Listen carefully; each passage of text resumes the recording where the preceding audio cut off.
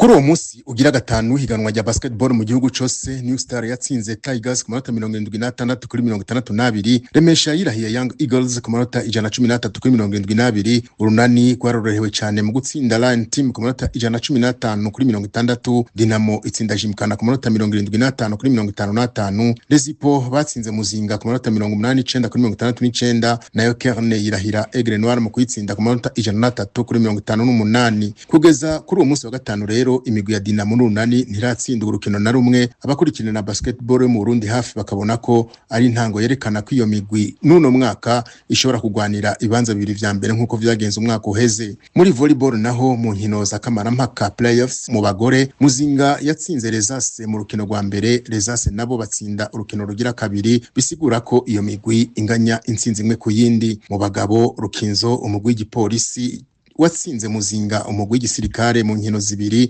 ibisigura ko Rukinzo ifise intsinzi zibiri ku busa bwa Muzinga. Kugira umugwi utwara igikombe ca playoffs utsinda inkino zitatu muri zitanu zitegekanijwe. Kuri wa gatandatu naho niho mwishira mu ry'umupira w'amaguru mu Burundi haba tombora y'ingene imigwi izohura mu gice c'umunani gishiri ca nyuma mu gikombe c'umukuru w'igihugu gitanga uburenganzira bwo kwitabira inkino za Afrika z'imigwi yatwaye ibikombe iwabo. Izo nkino zizoba ku itariki 7 n'iya 8 za kuno kwezi, aho Interstar izotana mu mitwe na Aigle Noir, Ngozi City izokina na Garage Express, Muzinga izokina na Bumamuru, Rock City izokwakira Masipiri, Kanza United izokwakira Musongati, Message Ngozi ku kibuga cayo izotana mu mitwe na Rukinzo, Burundi Sport Dynamique izokwakira umugwi wa